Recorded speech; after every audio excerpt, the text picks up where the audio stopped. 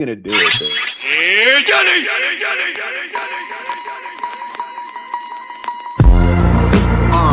Yeah, come on.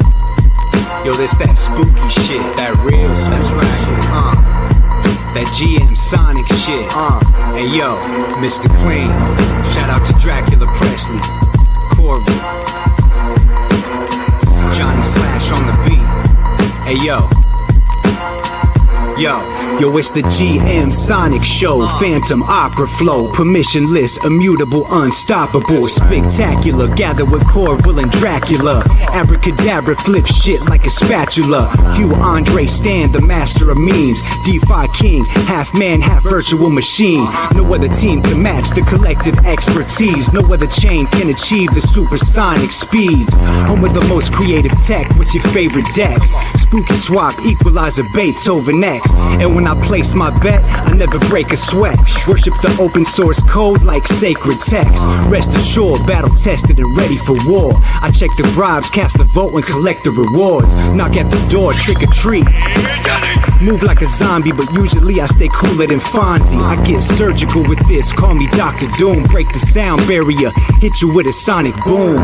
We got it wrapped like a mummy in a tomb. It's about time we address the elephant in the room. It's called Sonic. Yo, what's the new hot topic? GMSONIC. Straight up alpha, you can get it if you watch it. GMSONIC. Yo, what's the new hot topic? GMSONIC.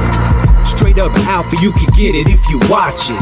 Yo, since the Genesis block, consensus didn't stop. Innovating since day one and never missed the plot. I'm just a humble yield farmer, tending these crops like a routine. See you at the next epoch. Ayo, the DeFi Renaissance, yeah, we were part of that. Your favorite dap, Phantom is where it started at. Go to Paint Swap and cop an ancient artifact. Let's run it back so we can 20x the market cap. FTM's the pre-sale, S is the ticker. It's best to zoom out so you can see the bigger picture. Brand new tech, brand new insignia, no trivia. We stacking more chips than Nvidia. Graduated from Halloween to a sonic theme. The dead chain resurrected, make you wanna scream. Due diligence, follow the new primitives. Controlled by the citizens, built to move billions. Your mass adoption, that's the only option.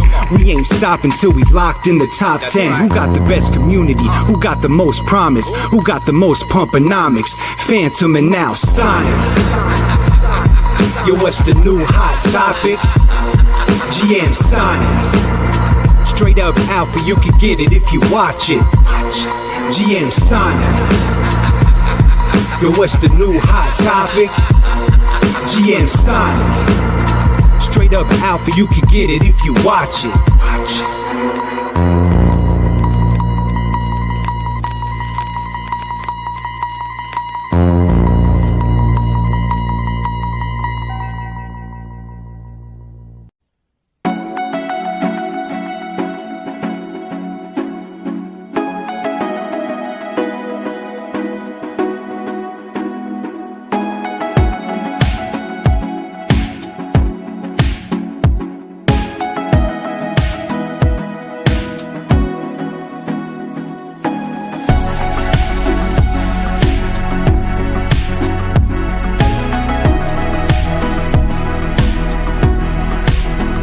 If you can get a mental image of the person you would most like to become, begin now to act as that person would act in everything you do. Gradually, imperceptibly, you will actually become that person. It goes back to what the great German poet and philosopher Goethe once said. Before you can do something, you must first be something. Before you can do what you would most like to do, you must first become the person who can do it. A woman cooking dinner has only to act like a great chef to turn out a better meal. The student who begins to act like a top student will begin to get better grades. You can even look much better by simply acting like the person you would most like to look like and be like. The secret is to get and hold fast in your mind the mental image of the person you would most like to be. Then in every situation you act and talk as you feel that person would. You make the kind of decisions you think that person would. This is the way to constantly grow into a better, more effective person. 지금 사실 사격의 첫 경기, 첫 선수여서 더 떨릴 겁니다. 그러니까요. 맞습니다. 표정 좋아요. 1호와 7.6.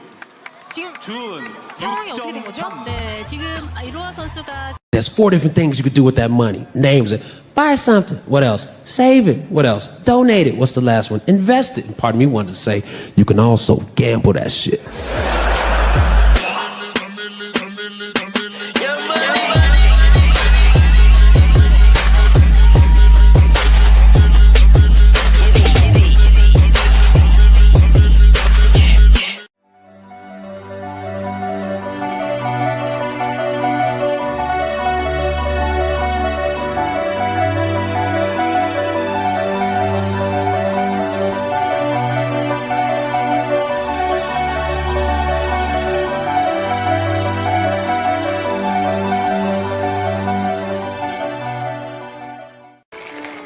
And then Brandon just smiled.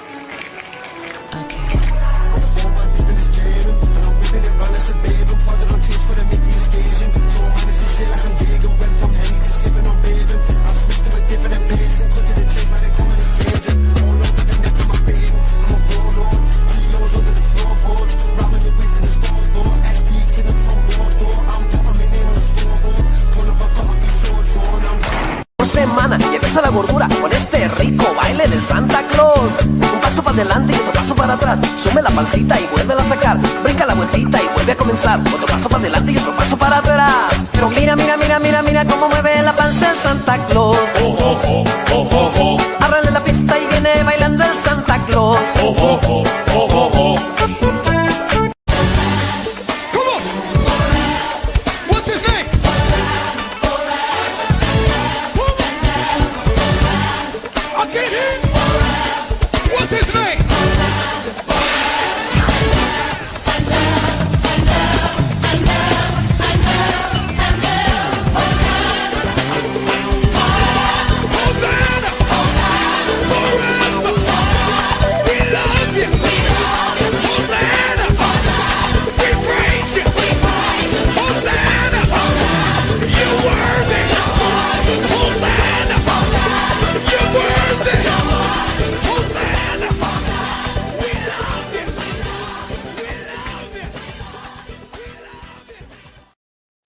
My God. Hey, Hey, people. GM, Merry Holidays. Merry holidays. That was the best intro video yet, I think, dude. That first one, the Gerda quote, bro, I was literally feeling that. I was like, that's true. I got to do that. Yeah, And then, I can just it was, piece together. I try to throw a little bit of that in every once in a while. I know everybody's a little down under luck right now, so I figured why not give something a little inspirational? You know what I mean? oh, yeah. And if at the very least, just follow Hannibal Buress advice, gamble that shit, bro. Yeah, for sure. So I'm looking here. Yeah, Follows and says we don't deserve this meme. Yeah. Well, it's aspirational more than anything, I think. I think we want Kirk Franklin to save us. I don't know if we said this before, but it's kind of weird to me that the Kirk Franklin music, the song, the Hosanna song, gets copyrighted by like a Russian entity. He's like a Southern guy, right? From the US. Yeah. It's always been interesting that we always get a copyright strike on YouTube for that, but it always just says only in Russia. Yeah. So no clue what that's about, but yeah, sorry to anyone in Russia trying to watch the replays. I guess you got to catch it live. Yeah, you guys. I don't know any Russian. I don't know any Russian at all. But yeah, I hope you guys are all doing well. This is we just went through the winter solstice. I think the darkest day of the year, and it sure is feeling like it. That's right, Chief. I'm on it. What does Hosanna mean? I think that's like something from the Bible. I don't really know, Trek, but I do think, it's like a gospel song. So I'm not sure. I'm sure there's somebody like more versed than I am that knows what's happened to it, or knows what it's about. Sorry, I'm mixing up comments here. Yeah. Speaking of Stinky, I hope you caught that last video, Stinky. That was dedicated to you, actually. Yeah, Big boy's got moves, bro. Anyway.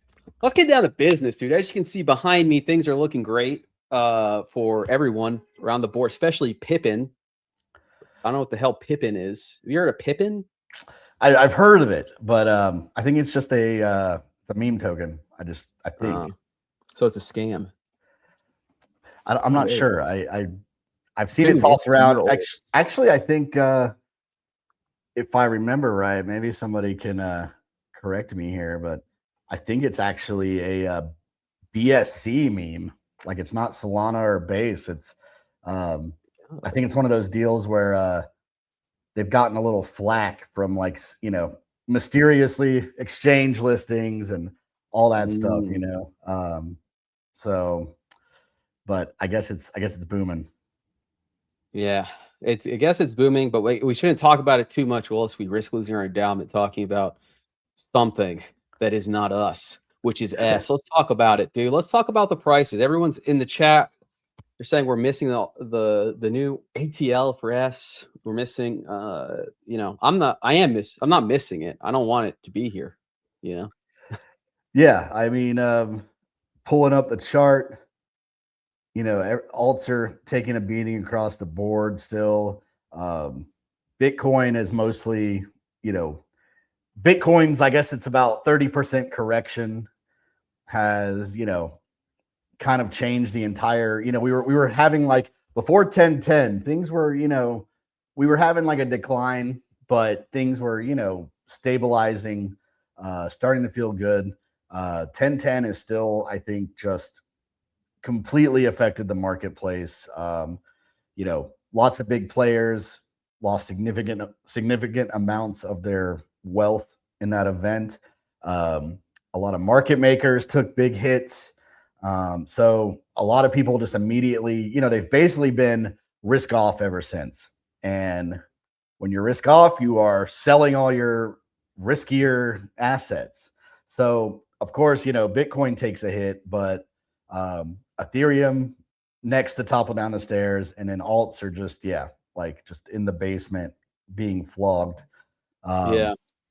So I mean, we're still looking at a similar range. I know people are saying like in the comments like it's a new all-time low, but we're still just we're somewhere here between 10 and 7 cents.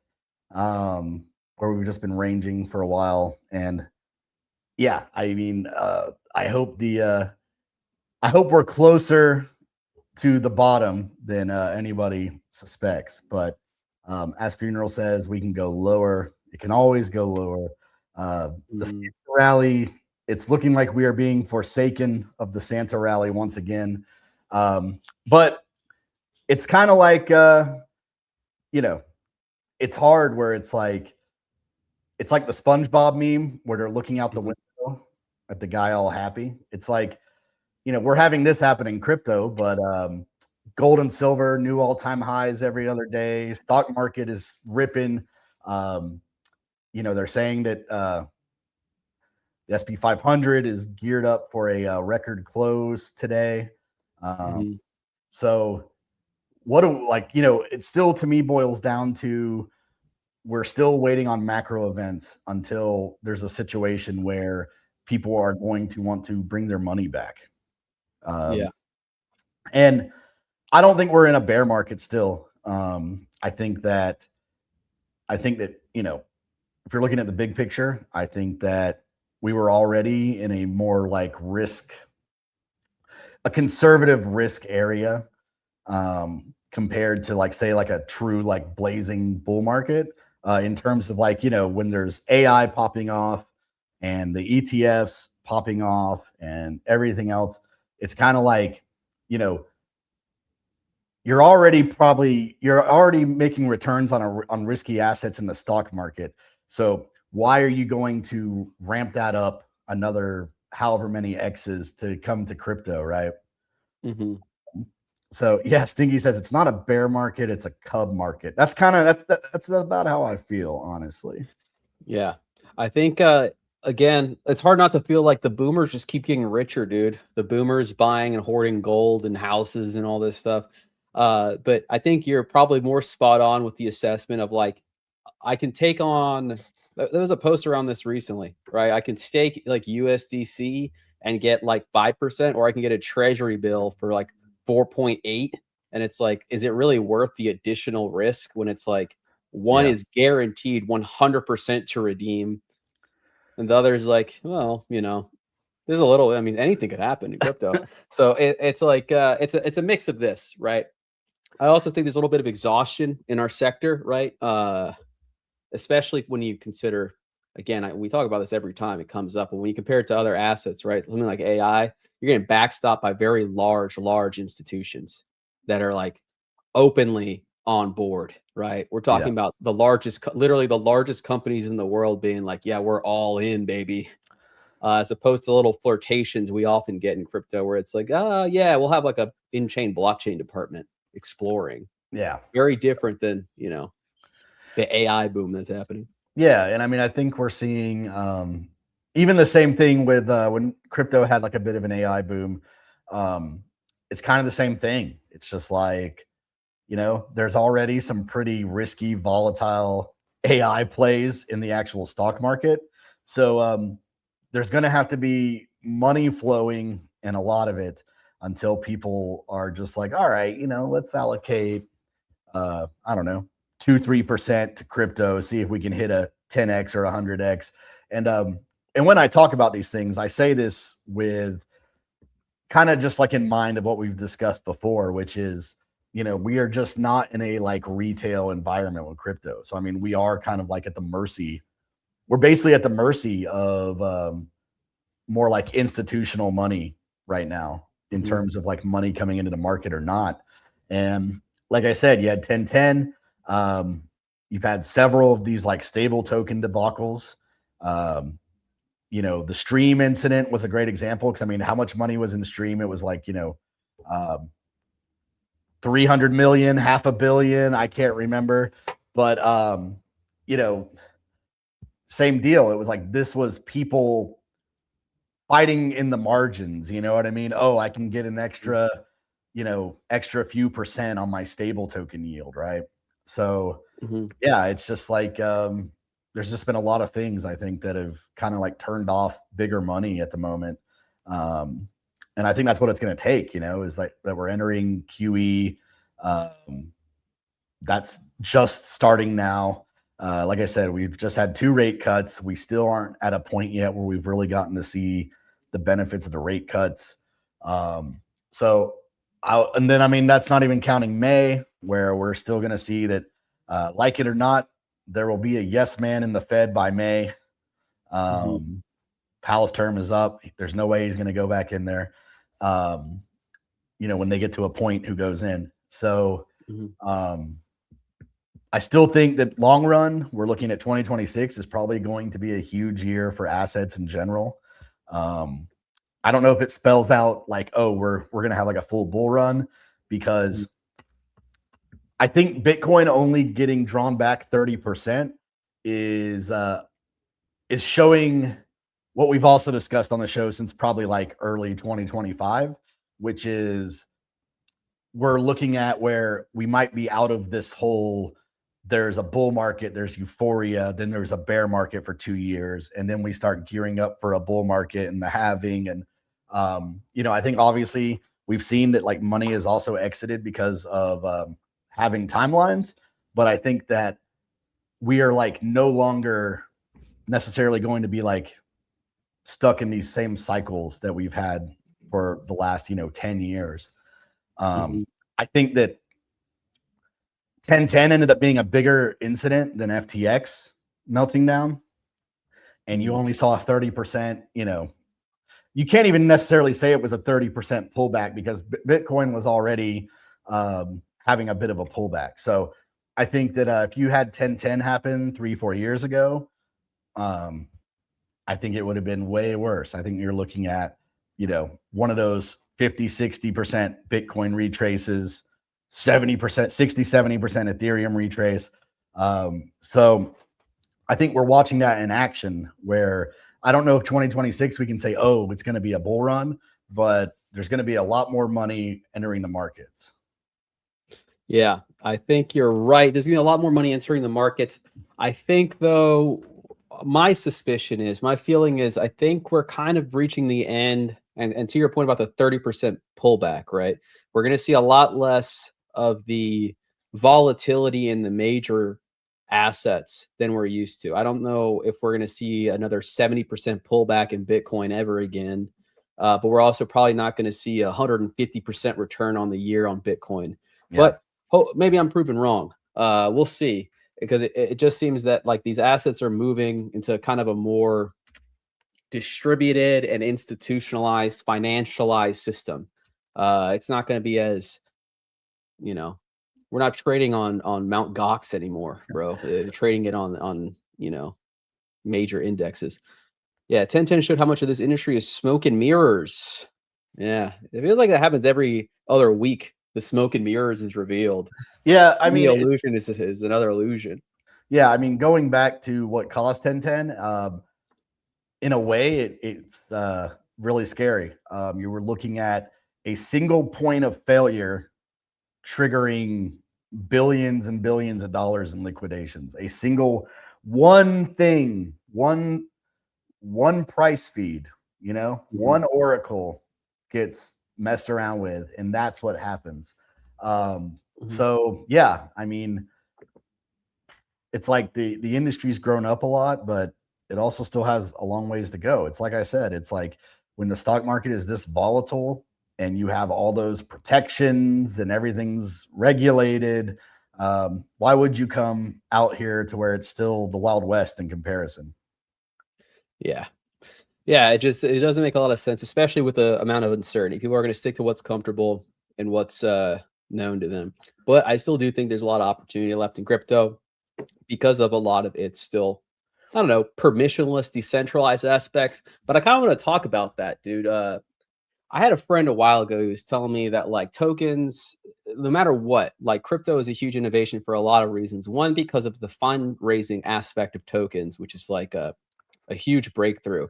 And I've been thinking about that ever since he told me that. It's been like years. I've been thinking like, is it really like a big positive breakthrough, this fundraising mechanism? And I think the chickens are starting to come home to roost on this idea, right? For one, there's a couple examples, and I think this is going to set the tone for the next year. As we've been talking about, like institutionalization, financialization,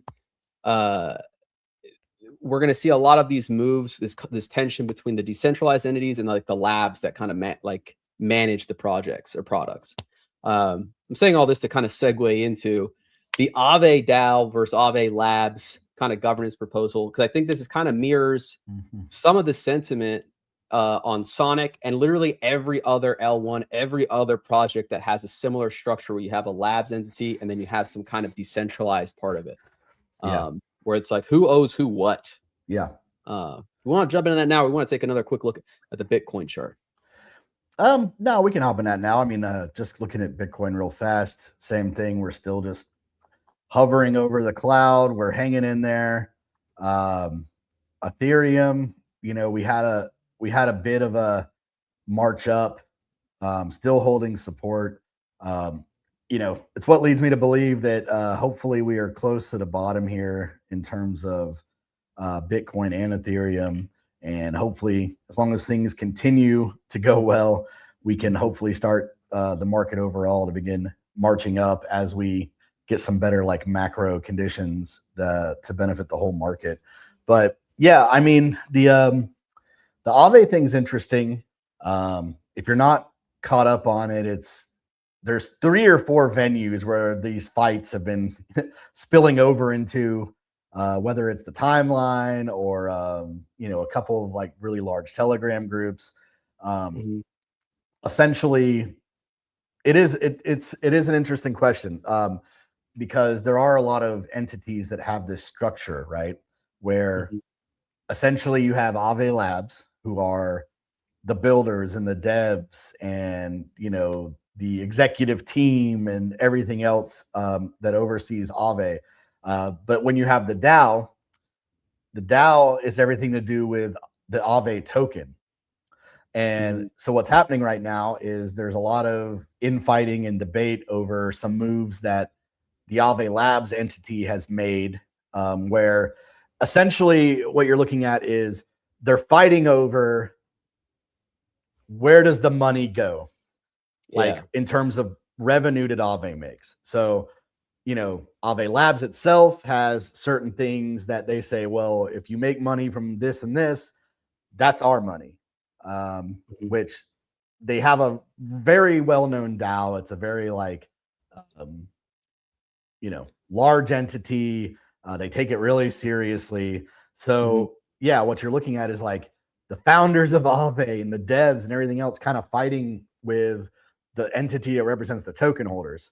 And like I said, what Labs is saying is, oh, like, you know, Aave Labs is saying, if we make money off this or that, we get the money. Aave DAO is saying, no, if any revenue that Aave makes needs to go to the token holders.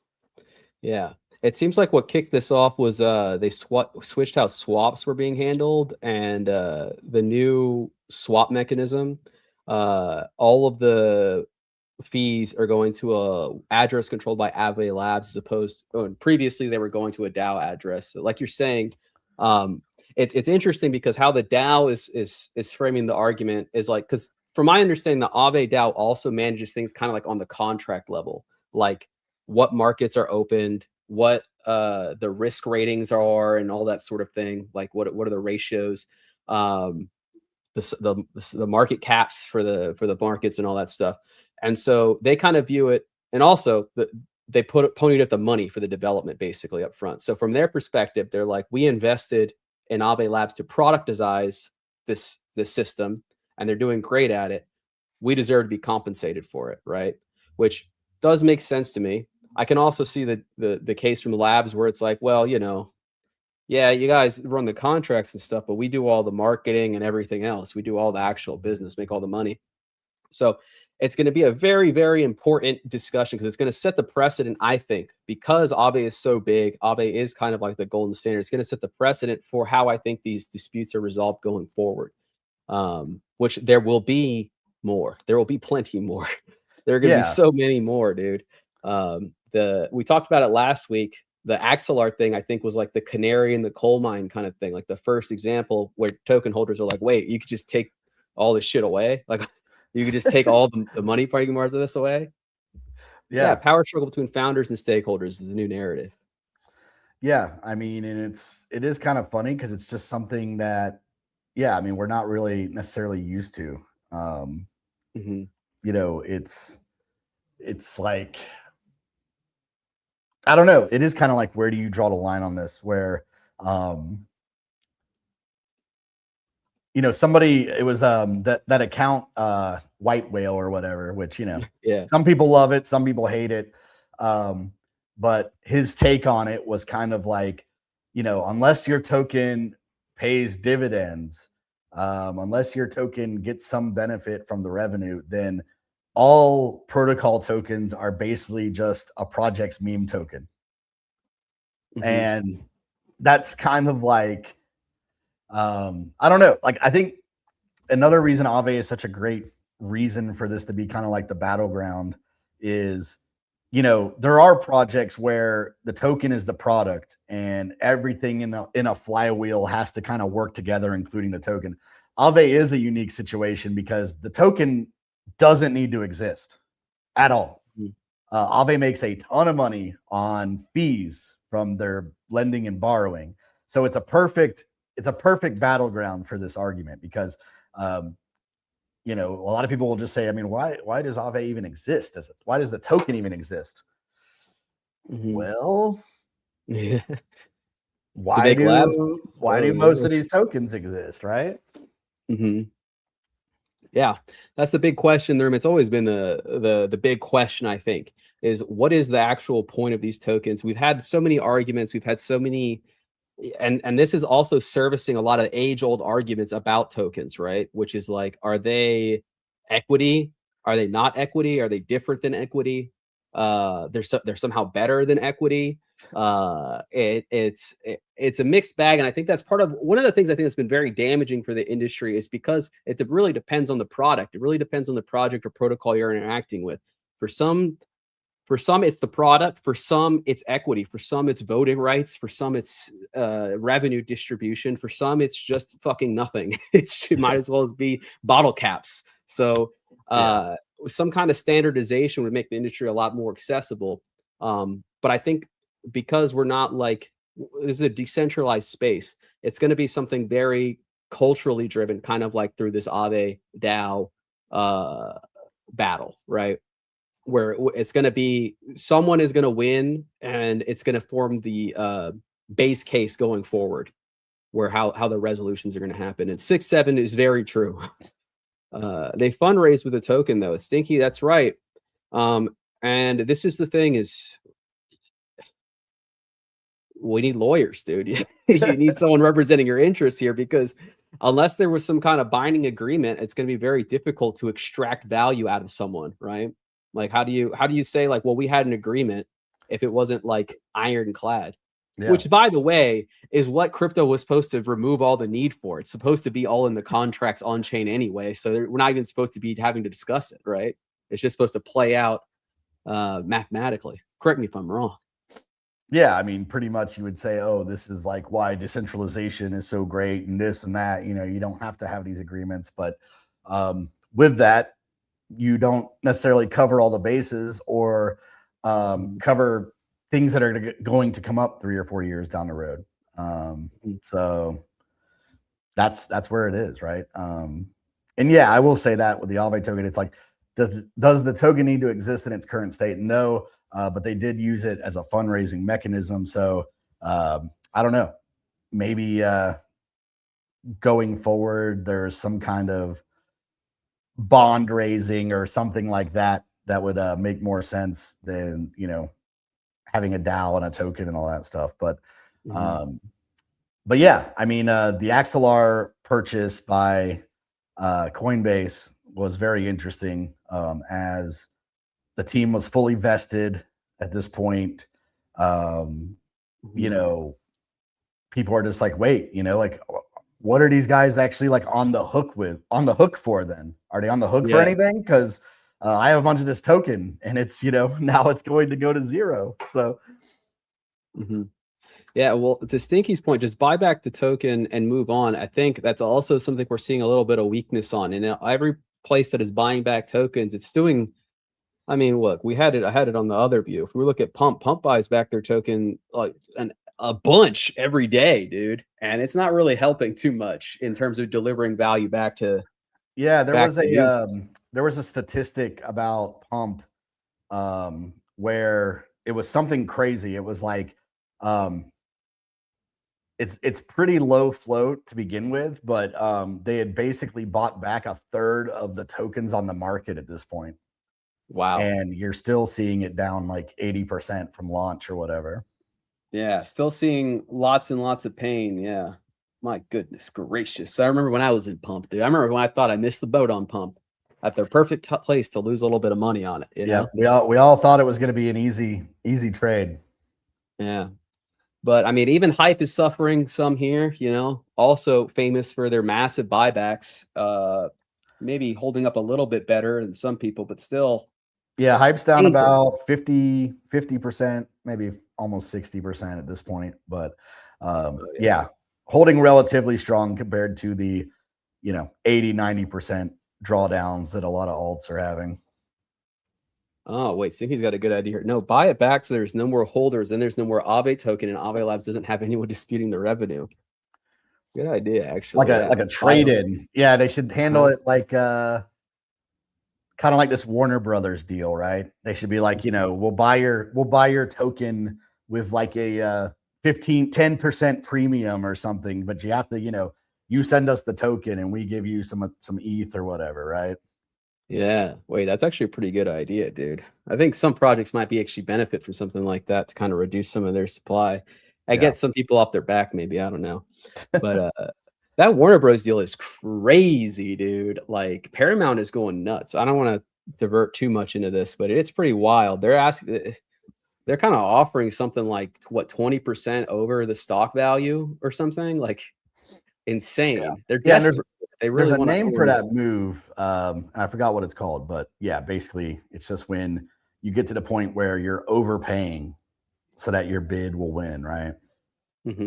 Yeah, like oh wait, it's because then you can accuse the board of not following like their fiduciary responsibility, right? Where it's like, well, this deal is obviously going to make the holder so much more money. It's your responsibility to sell. Yeah, Um, exactly. it's a very curious thing, very curious thing. I feel like it's one of those circumstances where no matter who wins, we all lose, basically. Either the all the movie studios go to Paramount or they go to what do you call it? Netflix. So you never Netflix. get another film release ever again. I do not want Netflix. I mean, there's already enough Netflix slop. I can only imagine what the world will be like if all media is just like Netflix slop. So Have you the Netflix CEO had a very interesting quote where he said, in the old days, the idea was you want to make a movie and it plays on the big screen for 3 months and then that's it. And that's like how you made it. And he said, we need to really think how movies are done. And he's kind of implying like no more screen releases. It's more straight to screen. But they also opened up this thing near me in Philly called Netflix House. Have you seen one of these? no. It's like a mini theme park of Netflix shows. So you go in, there's like Lord. the Stranger Things walk around house. You can go to the Stranger Things restaurant and then go watch Stranger Things episodes in like a Yeah. special theater they made. Can you go to the Ozark house and get murdered? No, not yet. Not yet. Ah, damn. All They right. were moving drugs in Ozark, right? Anyway. Anyway, the fucking perk house, the perk room in the Netflix house where you can zonk out. No, but yeah, big things popping, guys. I think that's a really big narrative we're gonna be watching for the rest of the year. Here is this balance power shifting between DAOs, governance, and labs institutions. Like who's getting the money, especially as we start to see like tech being essentially just acquired. I think by institutions. But yeah, next up we got a little something here. I wanted to highlight I don't think the new post is out today, but the Sonic Days of Christmas thing. I hope you guys have been participating, get a little scratch here. Okay, yeah, they just announced it. You can win am I sharing it? Is it up on the screen? No, here we go. Not yet. Yeah. There we go. 1350 USDC. 1,350 USDC. Retweet and like the post and you comment Sonic's ticker. That's pretty hard. I don't know if everyone out there can do that, but if you can't do that, maybe you'll get a little scratch for it, Not much to say about this. Just wanted to highlight a little opportunity on the network before we talk about some other stuff happening on the network, which is I thought this was pretty cool. Shadow just introduced a new order book view for providing liquidity, so you can kind of see the actual spreads on assets here in the ranges here, right? You can see exactly how much liquidity is in the range that you're entering. Let's check out some other assets here. Let's check out USDC, USDT. You can see in this range here, right? 298 cents. 1,005. Yeah, it's a cool view because I like having the order book view for this kind of stuff. Being able to see where the bids are, how much it's going to take to, move price up or down. Like on the Sonic USDC pair, you could see where there was like a pretty big like sell wall and a big buy wall. So, they already have it kind of like with this, they always have that rough kind of diagram that you can kind of see like the shape of the liquidity. But seeing it on the order book is just like really clean and, kind of like I think helps you think about like where you're setting your range and everything else. Yeah. So shout out to Shadow for building through the winter, dude. The crypto winter. It's cold out there. Still delivering new features. I love to see it. Yeah, you got that. And I think I don't think it's dropped yet, but yeah, I think like Equalizer has manual concentrated liquidity coming. Trying to think of like some other things that are about to drop, but there's still some people building some stuff out there through the cold winter. Hell yeah. Is that the Maelstrom, dude? Is that the Maelstrom I'm eagerly awaiting from Equalizer? I believe so. It's the storm that's coming. The storm that's coming, dude. Another thing I think kind of slipped under the radar. I mean, it's not live yet, but yeah, we'll talk about that, Stinky. Don't worry, because I'm kind of curious about how some of this stuff is going to play out with Paint Swap closing down a couple of its markets. But before we get there, I want to talk about a little bit of good news. Derp is still cooking, and I didn't realize this, but preseason is up on Derp, so you can go ahead and this is for some reason the tab died on me here. All right. Well, anyway. Let's see, I can break it down really fast. Yeah, my internet's like derping out actually. But if you go to Derp Quest, you can actually start participating in some preseason quests, which is just harvesting mana, I guess, getting your character ready for when the season begins. So go in there, do your little dailies, get your mana. It's pretty free, basically.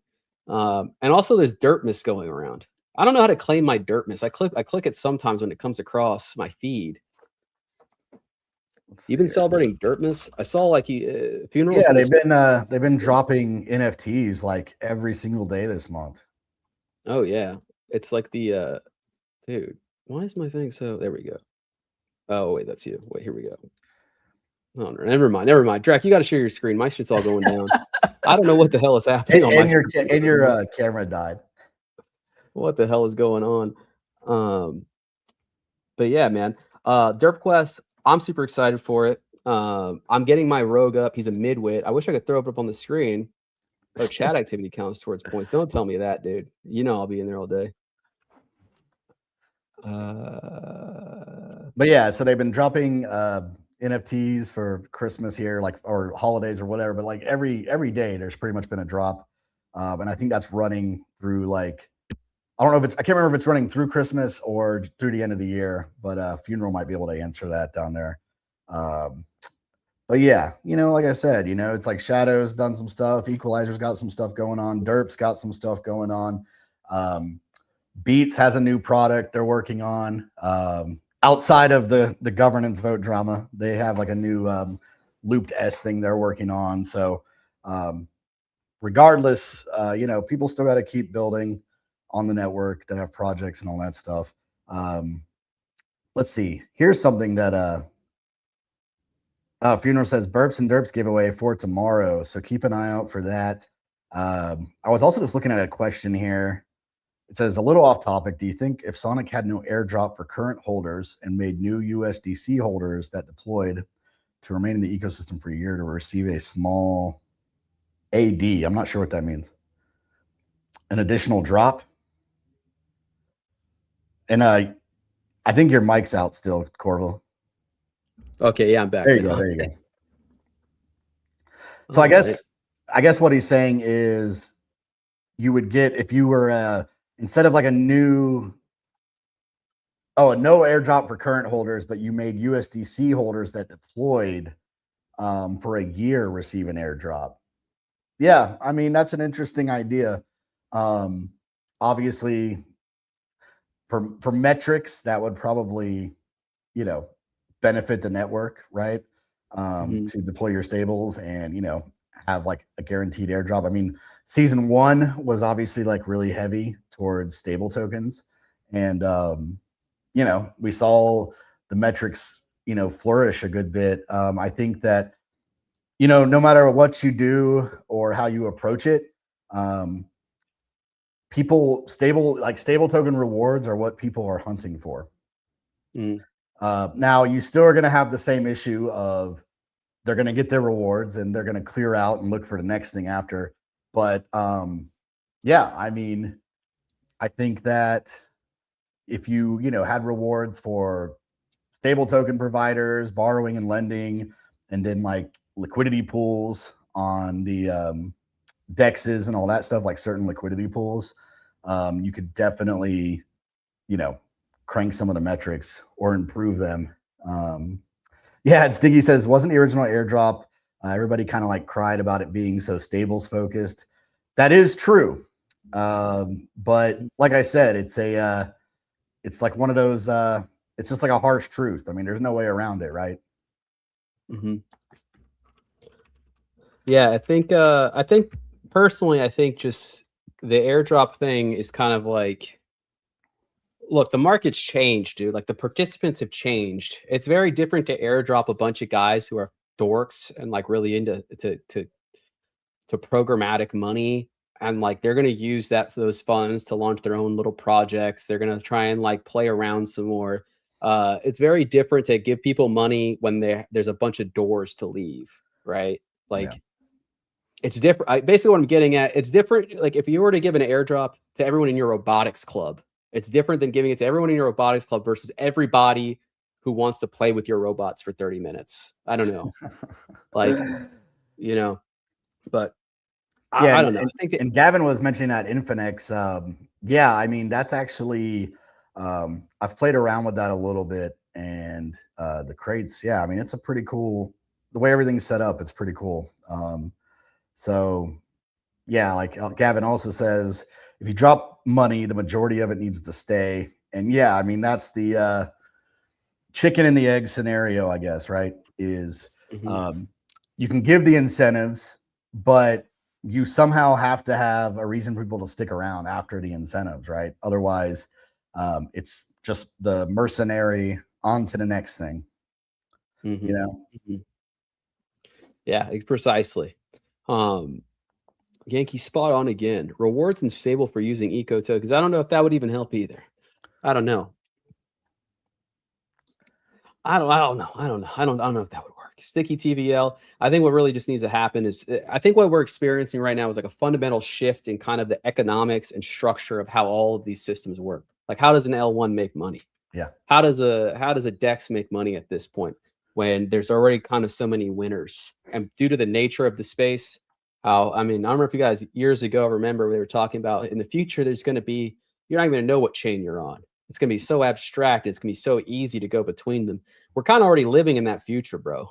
Like if you want to, there's no reason you can't just swap everything on whatever DEX you want and then just bridge to wherever you're going. The fees are very minimal at this point.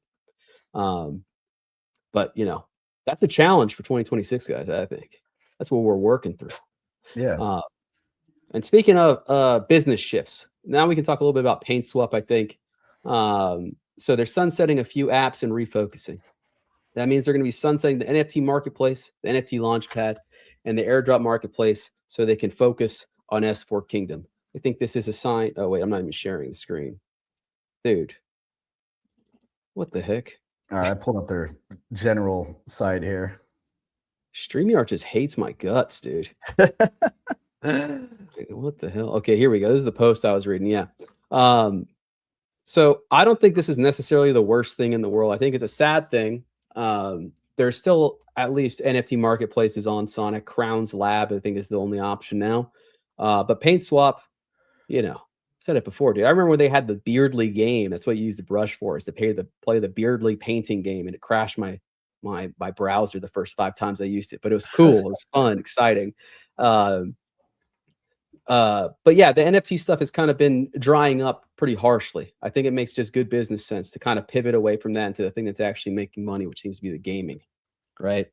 But what do you think, Drex? There is additional wrinkles here with the airdrop marketplace. Yeah, I mean, you know, at the end of the day, I don't blame the team at all. I think that, you know, you have to make these decisions. Like, you know, there are certain things out there where you could just have some smart contracts and a low-level UI, and you don't have a lot of expenses.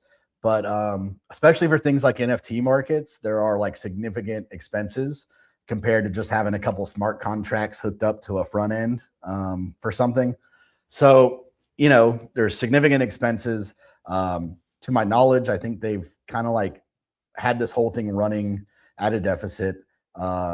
You know, just trying their best just to keep it open. And yeah, I think you have to make those decisions where I would say S4 has been like their most popular product for a couple years now, 2 or 3 years, maybe. I can't remember when S4 dropped, but it's been around a while. I'll say at least 2 years. That's been like probably like their most successful product. So yeah, I mean, it's you know, it's sad to see those things shut down. PaintSwap was obviously like a pillar of Phantom, and especially when last bull run and Phantom NFT craze, Phantom probably had like one of the biggest NFT scenes period last run. So yeah, I mean, you know, it's definitely kind of like, oh man, it's like a nostalgic thing. It's very sad to hear about them closing that down, but I wish them the best of luck. They're a really good team, really good guys. I've gotten to know a couple of them over the years, and sounds to me like they're making the right move, and they're just going to put all those resources into S4, which is what, you know, the majority of the people, you know, it's their it's the majority of people's favorite product, that they make. So Yeah. I think it sounds like the right move, And I also kind of think I've had this growing opinion that there's a lot of it is the end of an era, and I think there's kind of a shift in mentality a lot of people are going to have to start making in terms of like how they operate their products, right? Where it's like you can kind of just bypass the network entirely. Like you don't need, it doesn't matter really at the end of the day. Like you can directly approach retail users now. Like you can make an app. S4 could make a mobile app effectively and just launch it on the Apple Store, and people download it and play with an abstracted wallet, and they have no idea that they're on a blockchain. Yeah. They're just training their cute little bird guy up and slaughtering those ugly little birds. Yeah, and if you remember, PaintSwap actually had a pretty cool, I think it was right when Sonic launched. And at one of the conferences, they handed out cards that had a QR code on it. And exactly what you were saying, they had allocated gas to all these accounts so that people could basically come and play the game and not have to spend anything to play it. It was like abstract. So yeah, I mean, it's like people love that game that play it. People that, play it are like super into it. So yeah, I mean, best of luck to those guys. Yeah, I'm sure they're going to find a lane to make it work. Smart guys. I also want to highlight, again, Lake Show Life had another good comment. There's another couple good ones here, but he says he feels like making stables, going back to our previous discussion, making stables on chain right now creates somewhat of a base so the new protocols could deploy and flush out which ones are most useful, profitable. I don't mind you throwing out stuff. I think that's what we need. I think we need a lot more people throwing out ideas, a little constructive stuff. I think that makes sense. I think that's kind of what they were trying to do with season 1. And I think that there are some flaws in this playbook as we kind of saw materialize their season 1. But more to the current topic, Yankee Ruin, will this affect Flying Tulip and their plan to have those financial NFTs? It's a good question. I'm not quite sure. I don't know. There could be a deal reached. I mean, the tech is still there, right? Like those contracts still exist. Maybe Andre's going to fork them, dude. I don't know. Yeah. Or, I mean, I guess they could always, it might be a little more legwork for them, but I'm sure if there's not a NFT market that they want to use available, then they'll probably just, let you handle your NFT on their site somewhere if they're not already even doing that. Yeah, Stingy says PaintSwap API is a huge loss as a builder. Yeah, I agree. I've over the years I've used their API a couple times. It's super useful. It's a lot of data. Yeah, so I feel you there, man. It's definitely a big loss. Could you expand a little bit for us non-technical guys? What does that actually mean, the PaintSwap API going down? What were you guys using it for? Yeah, you could basically just use their API from like the NFT market to pull data for all kinds of things that, like for instance, Stinky had some like games that revolved around people using their NFTs. So you're just able to like scrape that data easier than say, oh, I have to go through every single smart contract and iteration myself and link everything up and, pull that data myself every, couple seconds. So yeah, that's as a builder, that's something that also doesn't necessarily get touched on as much, is that PaintSwap provided a really between the VRF and their API, they actually also provided a lot of like public goods for people on Sonic. So yeah, I mean, I see that they say their VRF services remain live, which is good for me. I'm working on a little something and I want to use that PaintSwap VRF. But a shame about the API. That sounds like it's going to be a headache for anyone using kind of NFTs for any kind of like financial gaming. You know what I'm saying? Yeah. Which again, I say NFTs are kind of dead, but I think they're actually still probably one of the strongest use cases for crypto deployed in like if you can deploy it in kind of like a clever way, not just like trading pictures, but like, I don't know, unique address like characteristics, right? Yeah, but anyway, yeah, I saw this. FT will probably have a marketplace on the site. Seems like it wants to be an all-in-one DApp. Now, all-in-one DApp, I think, is an interesting idea, dude. What do you think about this? We're talking about like business models going forward in crypto. I kind of think the all-in-one thing is a pretty strong, like strategy, basically. Yeah. Because then you can kind of just funnel everything into one token. You don't have as much like distribution issues. Like I have like 15 different tokens across 15 different projects to manage. Yeah. Probably even better if you could integrate it directly with an L1, but that's just my idea. For sure, man. Well, yeah, I think that's all we really got today. We will be off Friday, but we have one more episode next Tuesday before 2025 ends. So if you got any ideas for what we should do on the final episode of the year, hop in our Telegram, the Rope House. Come find us there. The cheeriest, most positive Telegram out there in Web3. Always a lot of fun in there. So join us in there if you haven't yet. Make sure to follow, subscribe, all that good stuff. And yeah, we're off this Friday. So hope everybody, if you celebrate, you have an extra excellent holiday. And yeah, Yankee says a rewind special. Yeah, we're kind of thinking a recap or something like that. Dr. DeFi also agrees on that. So yeah, we might have some stuff to work on. And Lakeshore Life says, thanks for doing this, guys. Enjoy the holidays. You as well. And yeah, we will see you guys next week. Have a good holiday. Send us some ideas. We're going to blow it out. Yeah. So until next week, we will see you. Adios, folks.